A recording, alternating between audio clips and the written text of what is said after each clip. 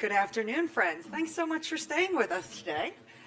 My name is Rachel Yoka. I am with the International Parking and Mobility Institute. You may have not known that we were there, but we are. We represent thousands of different agencies, owners who own, operate parking, transportation, and mobility systems throughout the world. So I am pleased to say that I have with me today four extraordinary leaders in that space. You're getting the best of the best today. I literally couldn't build a better panel. So with that, I'm going to let them introduce themselves as we go down the line. And as you introduce yourself, if you would give us a short perspective on the curb, or maybe a little tagline of something that we're going to get back to later. Not a long answer, but who are you and what are you thinking about the curb? Alex? Thank you everyone for being here. My name is Alex Argudin. I am the CEO for the Miami Parking Authority. I'll pay you later for the good comments. I couldn't be among better friends in the industry. I've been in this industry for 16 years. Very responsible for what's going on in parking in our city. If I had to make a comment about the curb, it's that it's jammed. It's gotten exacerbated with all the development and things that are going on and all the competing forces. And so hopefully today we'll be able to talk a little bit more about that and what we're doing to better that situation. It's on. Hi, good afternoon. I'm Irshad. Really happy to be here in Miami today.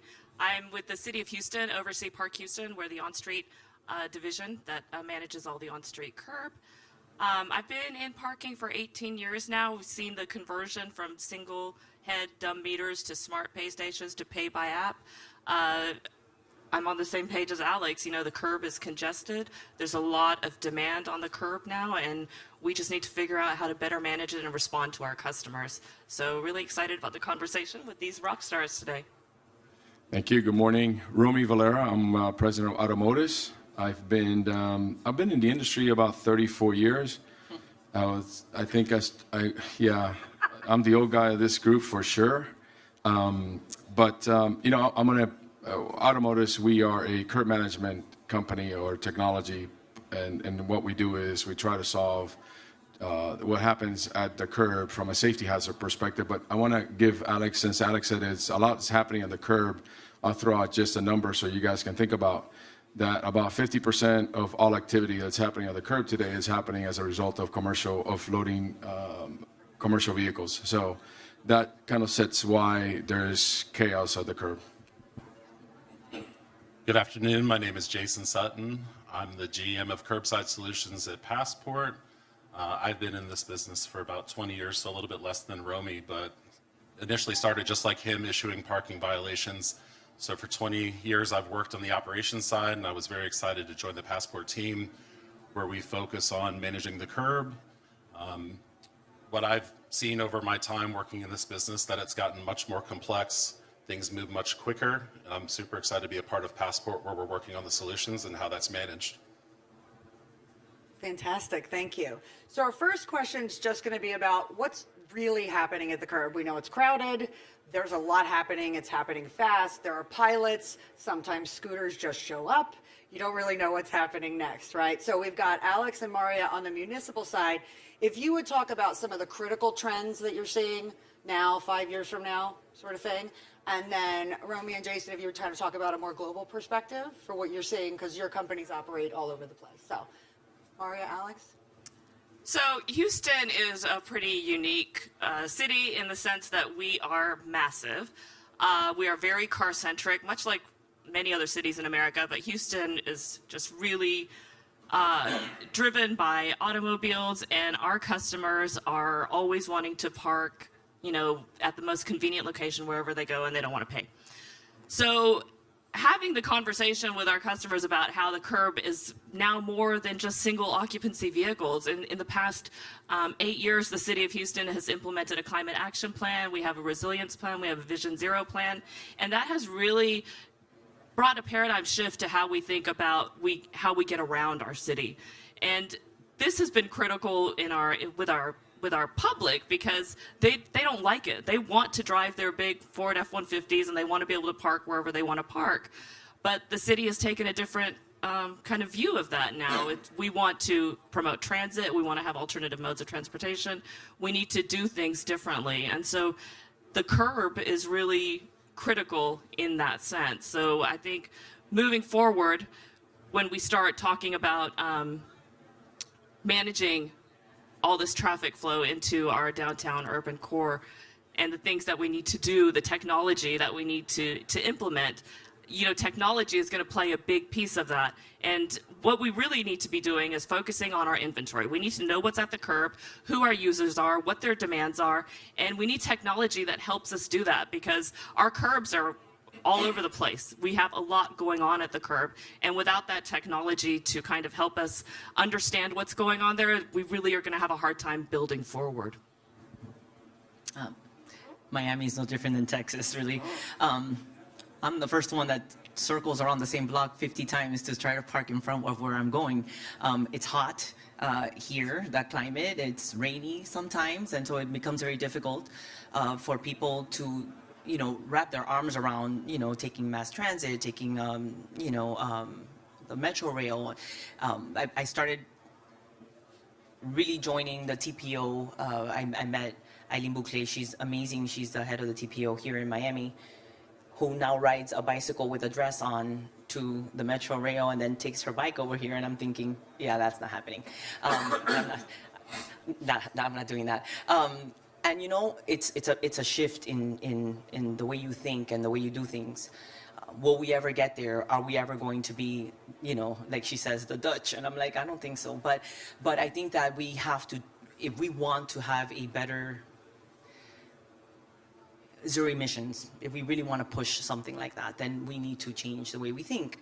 One of the competing forces that we have right now, and so I say this because if my staff were here, they would laugh, is the bike lanes. Everybody's big bike lanes, but that eliminates sometimes parking. And so we all think, all right, well, if you eliminate parking, which is already needed on the street for at least like in the urban core for loading and unloading, because that's one of the biggest competing forces.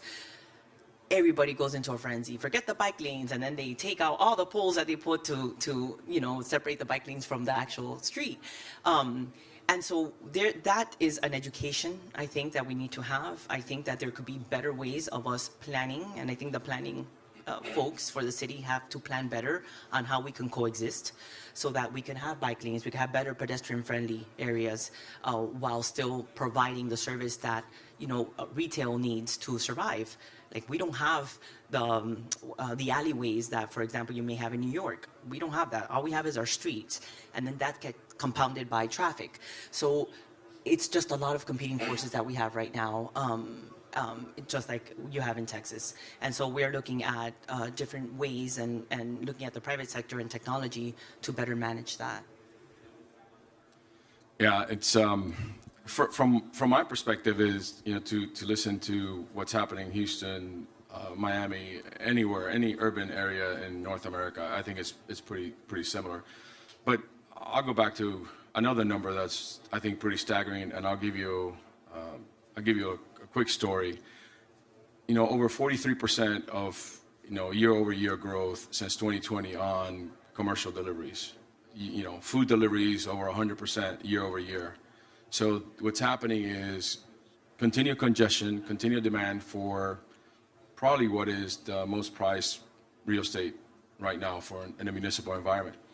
And to share that, I get a call from my dad who says, hey, UPS made a mistake and they dropped off like 15 boxes in your house. And I said, what do you mean? He goes, yeah, I went by your house and there's boxes everywhere in the porch, so I just put them all inside. But I'm sure that UPS guy just made a mistake, wanted to get rid of his day, and just dropped every box he had left on the truck and left.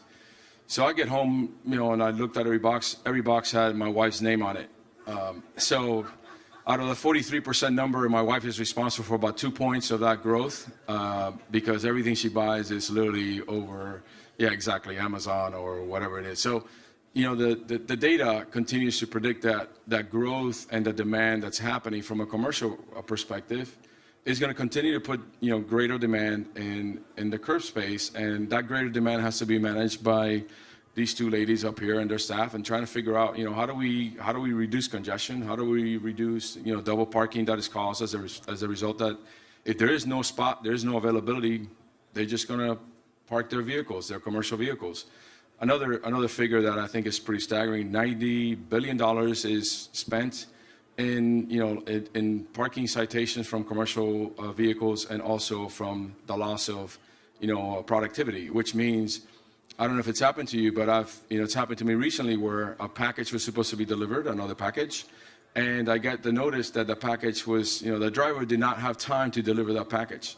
That is costly to load, that is costly to unload and reload and deliver again. So again, the impact of what we're seeing, the demands we're seeing are going to continue to increase. We've seen the data, we are collecting the data, and we're reporting the data, and it's not going to change because that is exactly how we're behaving, and that's what we're seeing.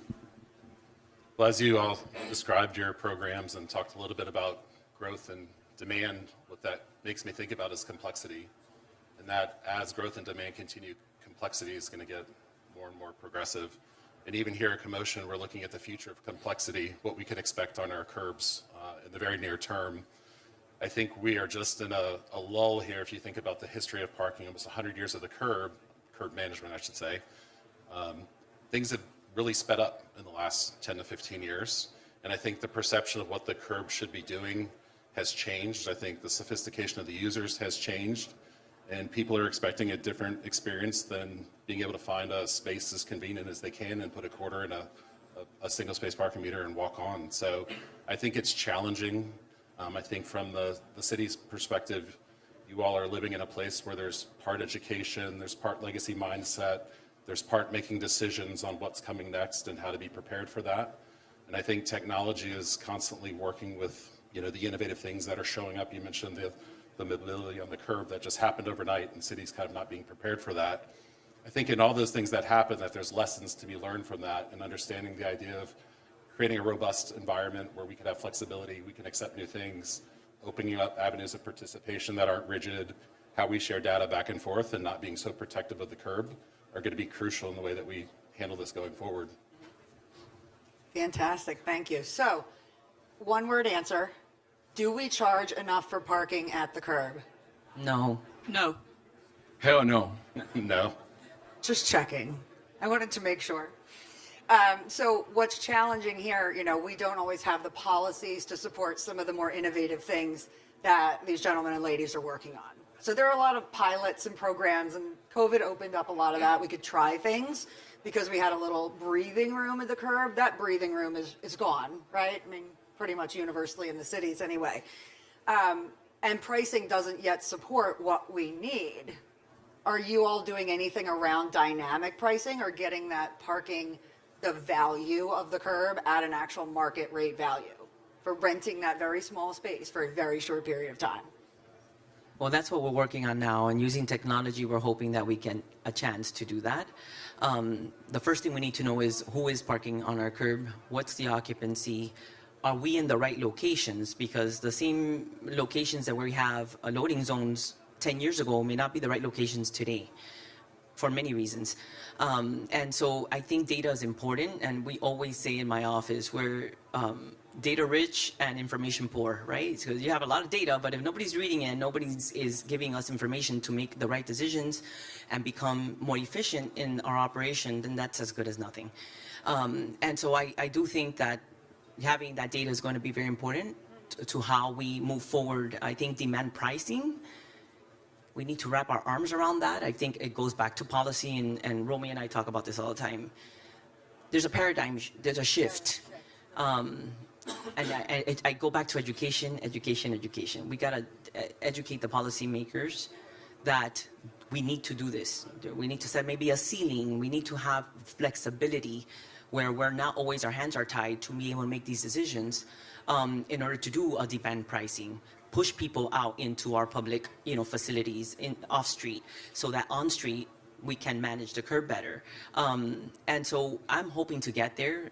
We had passed something in our legislation at that time that now doesn't make sense to us, but it was what we had at the time with the information we had at the time. And we have to tweak that, and that's something that we're working on internally to be able to take it to our legislators to change. But that's going to be important for us to be able to handle the curb better. Maria, I remember we talked just a few months ago, you were getting some legislation passed. How long did that take?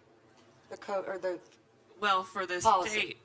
state legislature, that took 8 years for us to get put into place, and that was just something simple to get vehicles towed from the right of way by compliance officers in Texas. so, but by the time you get the law in place or the policy you need for the tech is dead and we've moved on. Is that about fair? I mean, it's challenging, government is right? just not very flexible, right? No, we government don't have the isn't often very flexible, right? So I know we talk a lot about policies, and pricing is just one example. Right. Right now, we're working on expanding our hours of operation, and this is set by city code.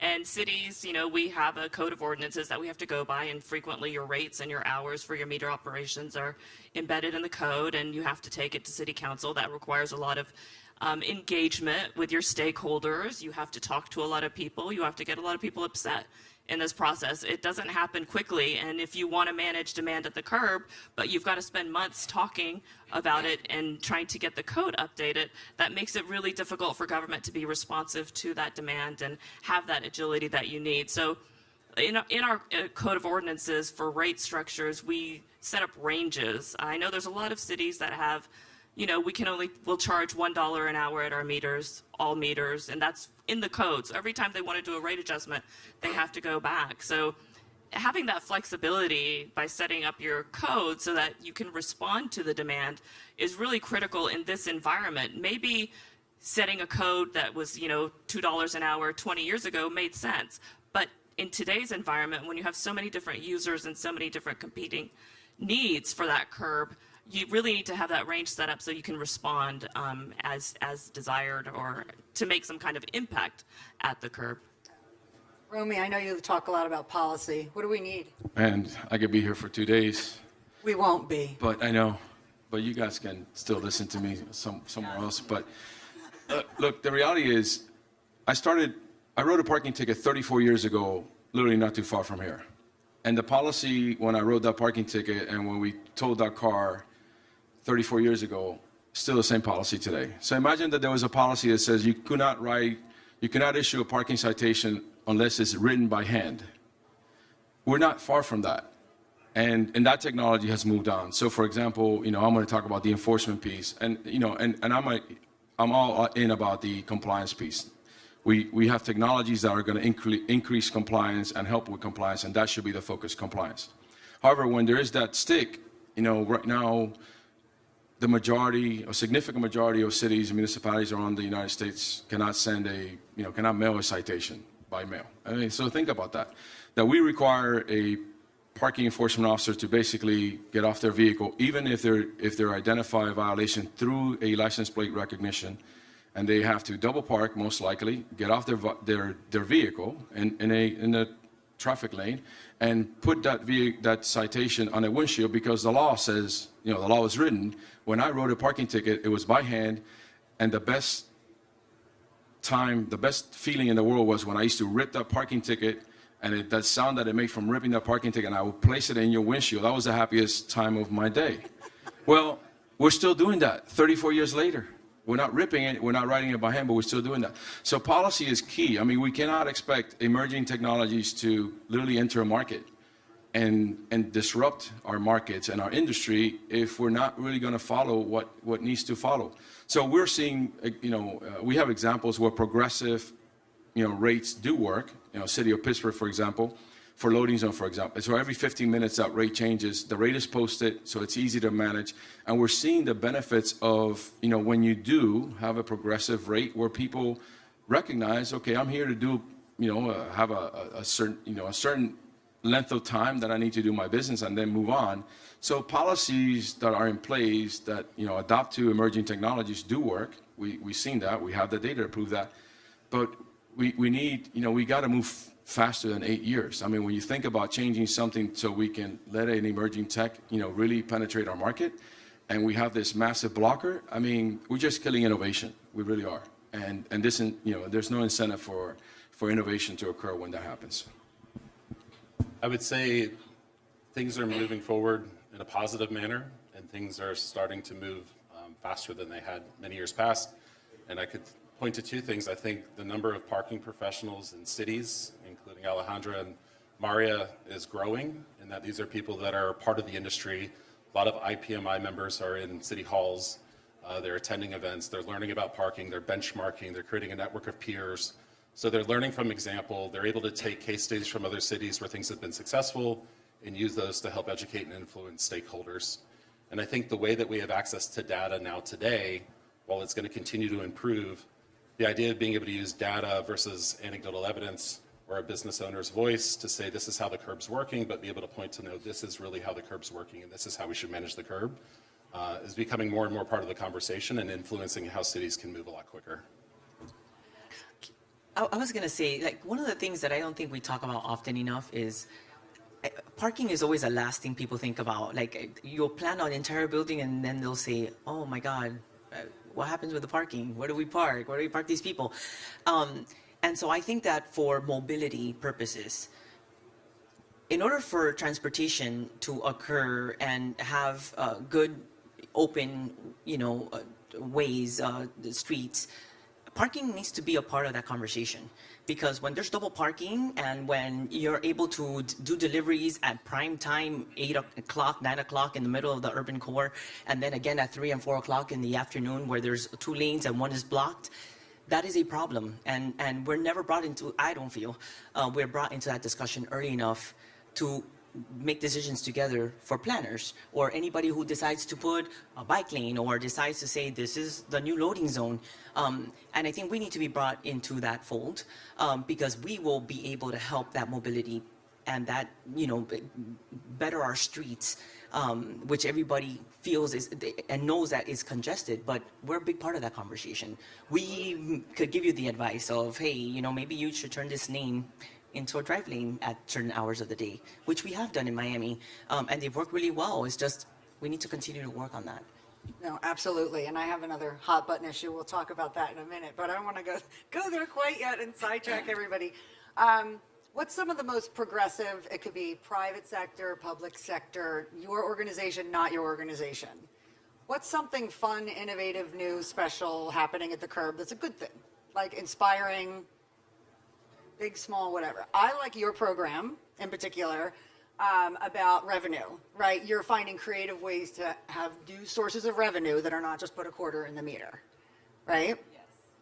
Yes. So we're looking at ways of, and it went back, somebody just made the comment about how UPS, for example, they could park on the street. They could double park if they don't find a spot. And then the cost of doing business was $34 because at that time it was $18 was a citation. So it was just embedded into their budget. Now the citation is $122. So now it's no longer part of their budget. So, and I know that New York, if anybody's here from New York, the staggering number, I mean, the cost of business for UPS in New York was like $13 million in citations. And now it's skyrocketed. So, if it cuts down to $5 million, it's fantastic for them. That's a big cut for them.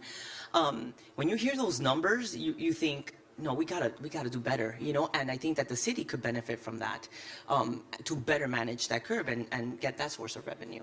Because wouldn't it be better to have an actual system and process in place whereby they had access to parking in PUDOs, pickup and urban pickup, drop-off, PUDO zones, to have a process in place versus wasting an enforcement official's time or getting the tow truck out. I'm from Philly. When you get the tow truck out, you don't just need the tow truck operator and the parking enforcement person. You need the guy watching your back as you're taking the tow, right? So we're a little different maybe than Miami, right? What else good is happening in the space? I'll add to Alex. There's an inherent disadvantage when someone like UPS and FedEx and Amazon can afford $13 million in budget to a mom and pop delivery company that a parking ticket it's all of their profit. I mean, 2 parking tickets puts them in the hole.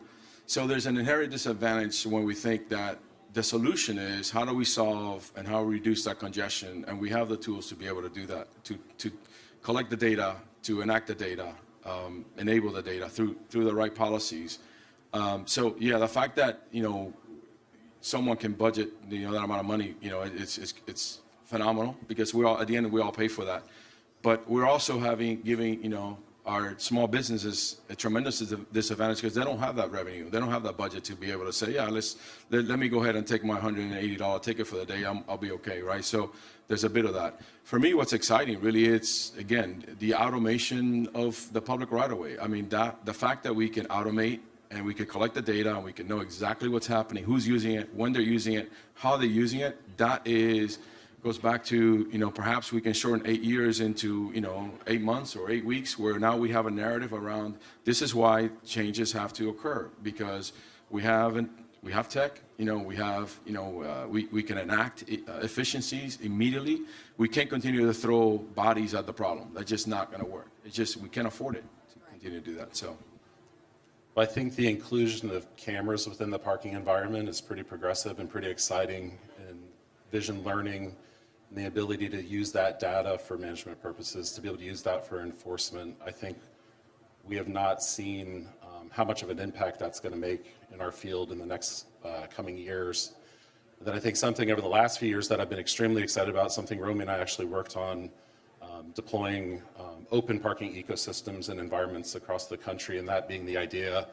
Traditionally, you would pay at a meter, and then you would, 10, 13 years ago, you would have a choice. You could pay at the meter or pay by app, but now you're starting to see cities move into this concept where you can pay at a meter or pay at multiple apps, plus a text-to-pay option, and it's giving people a choice of how they participate.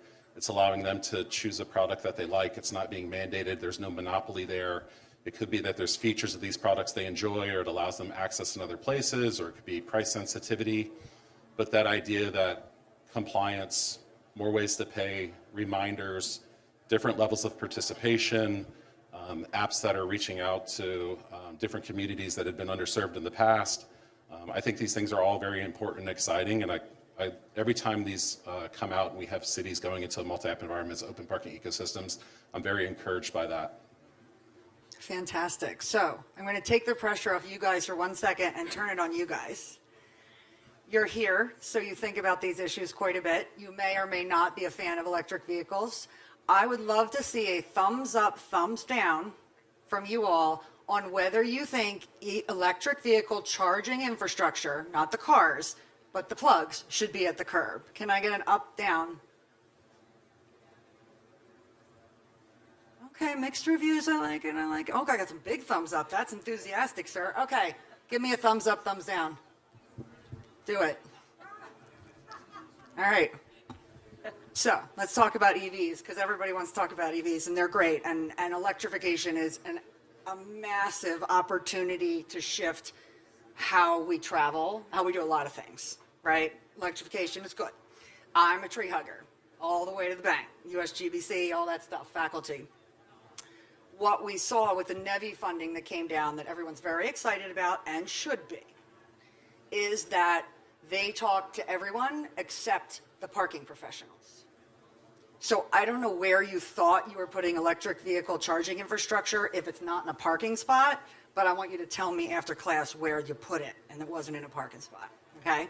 So talking about a seat at the table, EVs is actually a really good example of this, right? How do we apply good efforts at electrification to be a part of solving that sustainability puzzle? And where do we start? If it's not the curb, if that's not the ideal environment, where should it be? So in Houston, I find it really challenging to talk about putting EV chargers at the curb when all four of us just spent like 20 minutes talking about the demand at the curb and how we need flexibility and we need to be able to respond to the needs. But once you put an EV charger there, it can be nothing but EV charging at that particular location on the curb. It becomes really challenging. In a city like Houston, where we have so much off-street parking, we have libraries, we have multi-service centers, we have community centers, we have substations, we have all kinds of off-street garages. Wouldn't it make sense that the EV chargers be in those locations and the curb be retain its flexibility so that we can properly manage it. Because once you put that EV charger down, all this need to be agile kind of goes away, because now it's an EV charger space 24/7. It's not, you can't use it for anything else. And we have so many competing needs. We have the dedicated bike lanes. Houston is in the process of building out 1,500 miles of dedicated bike lanes. That's at the curb. That's the loss of all those parking spaces. And that's something that we want to do. We want to promote that. We support EV charging, but keep it off street. Keep it in a parking lot or a garage. Alex would take a different stance. So I'm going to take the policy side of the equation. That is, we have so much that needs to happen before, because all this money comes with incredible, restrictions, right? Big strings. Yeah, and strings attached. And the restriction really is, parking should be free. It should be friendly. And the fact that some of this money is coming down as to you can't charge for this, you can't charge for that, and then you got to build obviously the infrastructure which you're getting money for. Then how is that going to be regulated? At least in today's environment, in the next few years, I just don't see how the policy is really going to be. It's the willingness for the policy to work this is going to happen. And then free is not the answer just because we want to increase adoption. You can increase adoption. There was an article a couple weeks back in the Wall Street Journal says, America has an overwhelming amount of parking available. We just don't use it right. And all the parking typically is in the off-street side. Yeah. And I agree. I've been doing parking studies. I've been associated with the industry for too long to know that there's plenty of inventory, and we just got to focus on that one. Well, I was going to say, I think it's that inventory question, Roamy. There's a lot of parking. We'll see a lot of growing municipalities thinking about needing to build parking facilities, 4-story garages and things like that. And if you really analyze the inventory, there's plenty of it in different places within the city, whether there's areas on the curb that aren't really being utilized, whether there's private ownership surface lots in the city that could also be utilized. I think it's about that community and downtowns and how you get all the stakeholders to the table and understand that this inventory is sitting there. It's just unlocking it for these different purposes. And the idea of what's suitable. Is it more suitable for the charger to be in a more long-term environment than on the curb where we have a short-term environment? I think that makes a lot of sense, but I would also say, kind of caveat to that answer, that the downtown curb is varied. You will have places that are very much business-driven, maybe nightlife-driven, maybe hospital-driven, maybe residential-driven. And within that, I think you'll find nuance of where curb charging could be appropriate. And I think we talked a little bit too as far as, is somebody able to make a charge in 30 minutes, or is it going to be 4 hours? And that would make a determination of where it might be a good fit. Jason just said something about unlocking the facilities, and that kind of goes back to our planning and our zoning regulations. And we've locked up all of our off-street parking facilities. We've made it very difficult to share them and open them up. So again, it's a policy-driven issue that has to be addressed in a bigger way. Alex. I have so much to say about that topic. So our city has passed a code that any new development that we do with a parking structure has to be 20% of the parking spaces have to be EV ready. Doesn't mean that we have to have 20% EV chargers, but it has to be EV ready. And I think that's good planning for the future for us to already have what it takes to electrify a garage. It's going to be more costly if I build it now and then have to build it, and then have to run the cables later or the wiring later. But I think that brings Alex, up... that's new construction. That's new You construction. don't have to go back to the other portfolio. No. Right now, you're just anything new, shovel in the ground. Correct. Okay. But with that in mind, I do have a lot of lots. I manage a lot of lots for FDOT, where I think is a good location. When I was working with Ford, when Ford was doing their pilot here for the autonomous vehicle, we did that for over 5 years. And one of the things that we talked about for the entire 5 years was, will you be able to provide us a location where at night we can go and charge and clean the cars and then, then send the cars back out into the neighborhoods? And I thought that could be a good opportunity for us because it's a perfect shared use where during the day, it could be utilized by, workers or whoever's coming. And then at night, we could provide it for these companies that are coming, the autonomous vehicle, the electric charge, vehicles that are going to be shared. So in my head, I thought, well, I do have the inventory for some of that. It's all off street and it is a good shared use. But but they Ford then left. We never saw that through, but it's still a possibility for anybody who's coming. I just actually talked to a company that's already in Texas, actually, and they are already doing the autonomous vehicle there. And I'm thinking, okay, this could be a good opportunity for us as a public sector to be able to, increase the utilization of lots that sit there vacant, not necessarily on the curb, off street. So that's going to be important for us to continue to have those conversations, and maybe also change the mindset of not only being in the busiest parts of our city, but we do have a lot of inventory off street. And I think the money should just, should be available, but it should end up in your hands, and let that money with the industry just be creative and curious to figure out where it goes and find the right solution, the right approach, and just not allow it, just don't restrict it to a particular area. Right now, we're with the restrictions and with the fact how slow everything is moving, I think we're just, we're doing a disservice to the advancement and the adoption of that. Fantastic. So I don't know if anybody has questions, but you're welcome to come up and ask anything or be thinking about it. But I have another comment thinking about, we share our homes, Airbnb. We share our cars, Uber. Parking is deeply personal. Apparently not willing to share a parking spot. You know what I mean? There's almost like this sense of possession that is deeply personal. The Europeans don't necessarily have the same perspective. What do you guys think about U.S. versus international, and what maybe we could learn from that environment? I know, Roamy, you do a lot overseas. We have a love affair with our cars, and we have a love affairs with our parking space. And I know that all of you typically, when you go to your office, you typically park in the same spot every day. And if one day you go to a doctor, you're running late, and you get to your parking spot and it's occupied by a coworker, you get pissed off at that coworker for the rest of the day because they took your spot, although it wasn't really your spot. So we have a love affair with our cars and a love affair with our parking space.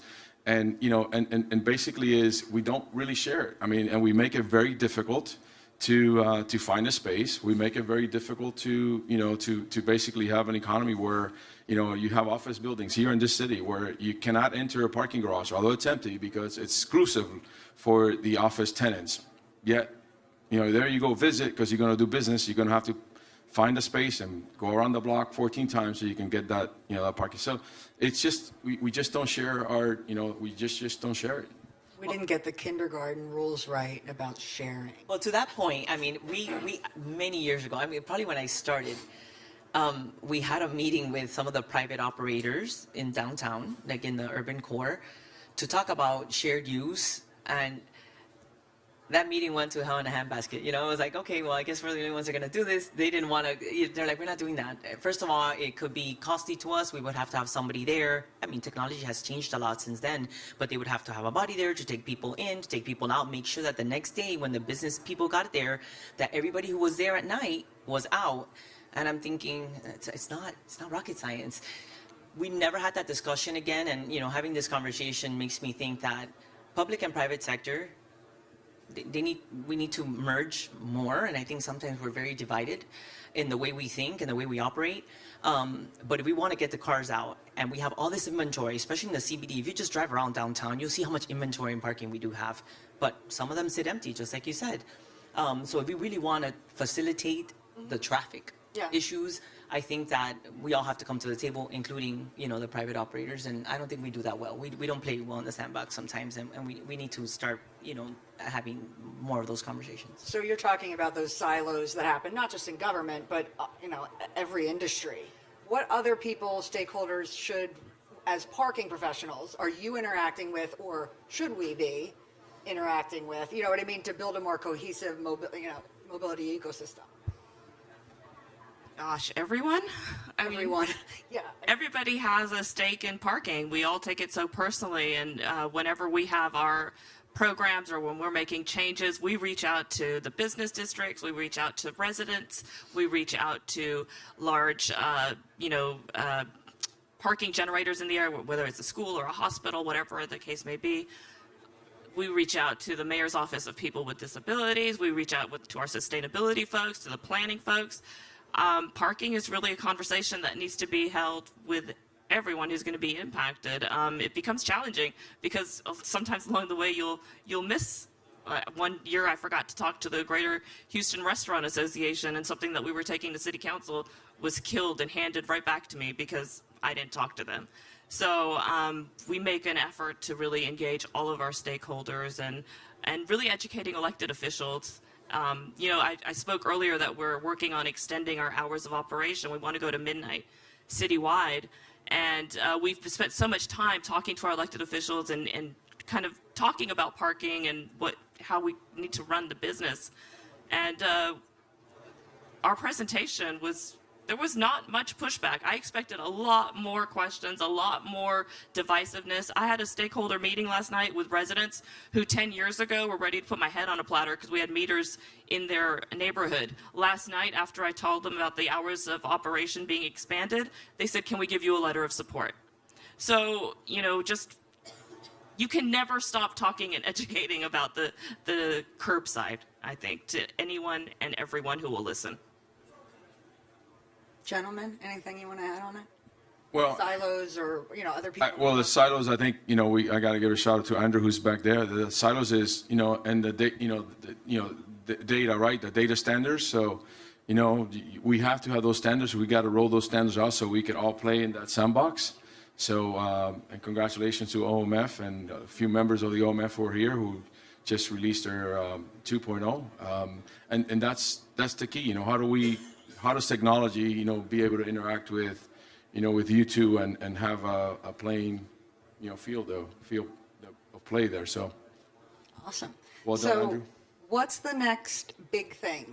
We already talked about EVs and policy and some tech, but what do you guys think might change the curb next? What are we not thinking about? Is it the airplanes, Alex? Not at the curb. Not necessarily the curb, but drones. There's tech coming. You all are talking to new startups and really creative people and on the tech side all the time. Is there something that could change the curb that's coming? Because what we know is that there are some cities that are, well, here you're seeing the progressive, right? They're wonderful. Everybody's here. There are also all kinds of cities that still don't know how many parking spaces they have. They don't charge for them at all, maybe, or if not, appropriately. You're still putting a quarter in the meter, maybe in the, right? So we're not necessarily, everybody's not operating at that same level, right, from a technology standpoint. So there's a lot of work to be done in that space anyway. But for the most progressive of the progressive, I'm just wondering what's coming next, whether are your curbs all fully digitized and mapped and then dynamically priced in the supporting legislation, or is there some other tech thing that's going to come blow us away? That's it. It's going to hopefully be digitized. All the I think that there is a conversation going on, and we go back to this, and we talked about it yesterday, is bringing our utility companies into the fold as well. We have to put cameras. I think cameras may be a very efficient and effective way of us managing our curb.